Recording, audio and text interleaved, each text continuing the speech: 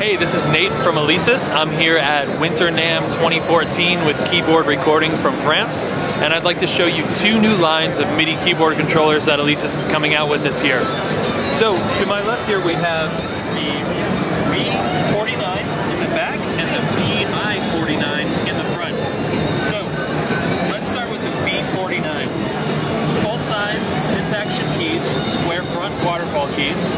We have 8 drum pads with blue LEDs. We have 4 assignable buttons, 4 assignable knobs, pitch and mod wheels with some backlit LEDs, octave up and down.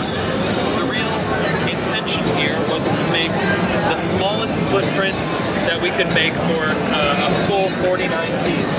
It is USB bus powered and has a sustain pedal input. And so let's talk about the VI49. This one in the front here. So VI49, the key bed is improved, where the key bed is semi-weight with aftertouch.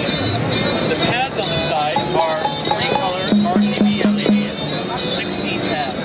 All of the pads here are both pressure and velocity sensitive, so your true drum pads, or you can trigger clips with the pads.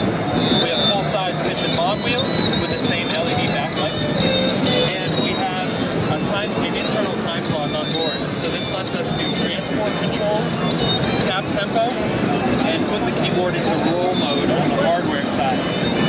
When you're in roll mode, the hardware knows that these bottom 8 buttons are now time division. So if you're holding down a pad, you can now go between quarter notes, 8 notes, 16 notes, 30 seconds, and triplets accordingly. This lets you do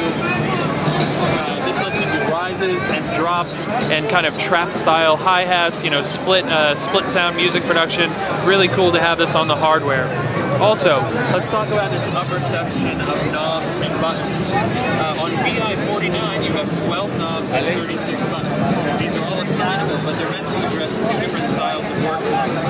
Vertical workflow, like if you're working within channels of a DAW, these knobs could be assigned to volume and EQ, and you could have mute, solo, record enabled down on each channel and accommodate 12 channels on VI49.